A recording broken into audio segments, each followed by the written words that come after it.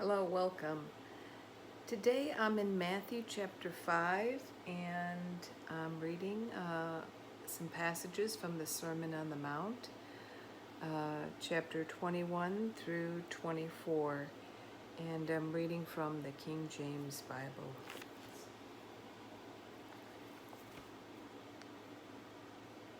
You have heard it was said by them of old time, Thou shalt not kill, and whosoever shall kill shall be in danger of the judgment.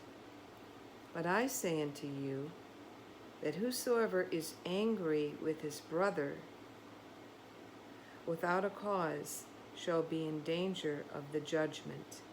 And whosoever shall say to his brother, Raka, shall be in danger of the council. But whosoever shall say, Thou fool, shall be in danger of hellfire. Therefore, if thou bring thy gift to the altar, and there remembered that thy brother hath aught against thee, leave there thy gift before the altar, and go thy way. First be reconciled to thy brother, and then come and offer thy gift. Wow, this is really a tough one. Now, we think of the ultimate crime being murder. And it is true. It's horrific. But what Jesus is showing here, and it seems, contrary to our thinking, how could all the way down to, if I say raka, which in the original means empty, worthless. You're calling someone worthless. And that's in the original language, in the Aramaic, empty, meaning basically you're saying like they're worthless. And then calling someone a fool.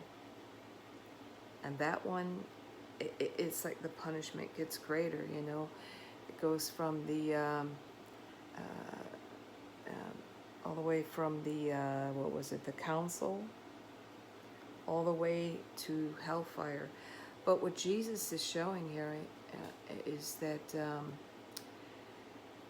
we think it's maybe calling someone a fool, in danger of hellfire. But by the extreme there, Jesus is really showing us that murder is the outward manifestation, the culmination of what begins in the heart. It's all about the issues of the heart.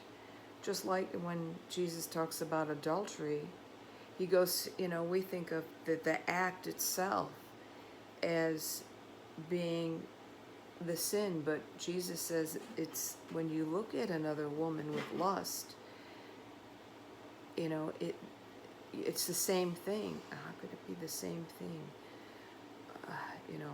The world tells us to, fantasies and everything, looking at women, oogling, whatever, that it's, it's okay, that it's no big deal. It's not the same as committing the act. But Jesus is saying, what you have in your heart, that's the seed where it all begins. Murder is just the outward manifestation of what started in the heart, issues from the heart. So by using this, what we think might be, gosh, that's not greater than murder, calling someone worthless or calling someone a fool. But Jesus said that's where the issues from the heart, the seeds of that act of murder, they started in the heart. Cain and Abel. Cain being jealous of his brother, that jealousy, it started in the heart. It's in the heart, and it culminated in his murdering of his brother. So it starts in the heart. And these words have power. They have the power to kill. You call someone worthless. You're writing that person off. See, we need to talk more about this, and I know Catholics, they speak about this quite often, about the dignity of the human person. You know, it's very dangerous if we get in that mentality of us versus them, you know. Uh, there's, you know, to sort of almost write off a person. But what God is saying is each and every life, no matter the horrible things that a person has done, has worth, has dignity, made in the image of God. And so that's how we have to treat people, and not calling them worthless, because no one is beyond God's reach. The Lord said in the Bible, I don't have the chapter and verse offhand, is my hand too short? No, in other words, no one is beyond the reach of God's salvation. And so each person is made in the image of God and has value. And we need to treat that person with dignity. And so, you know, and even calling someone a fool, I know, I'm being from Chicago, we use the word stupid a lot. You know, stupid, oh, this is stupid. It kind of means like silly, lame. We're not necessarily calling the person stupid. It might be the act that they're doing.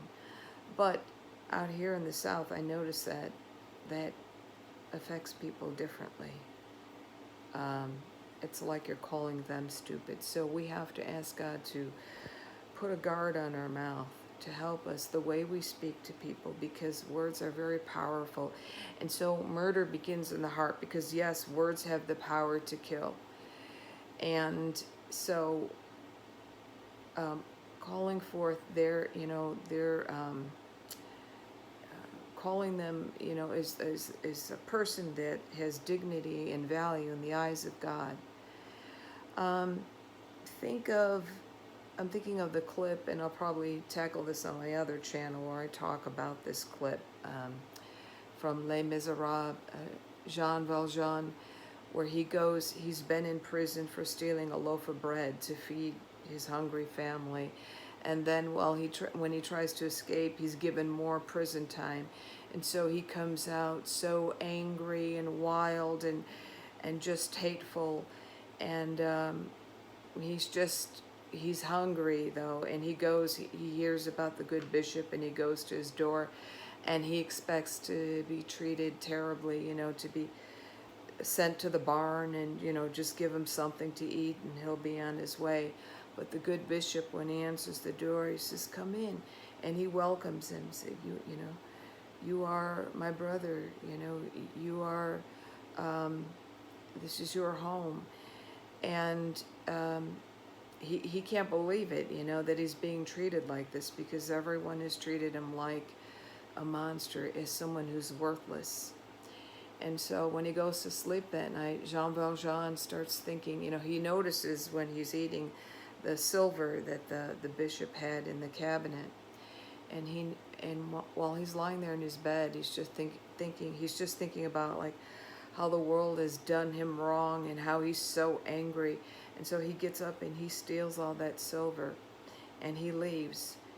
And the next morning, the police, they nab him, and the police bring him back to the good bishop's house, and they ask the bishop, you know, "Did he steal this silver from you?" And the good bishop says, "No, I gave it to him."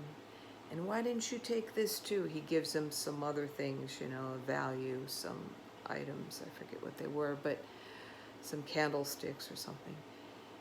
And the look on Jean Valjean's face changes.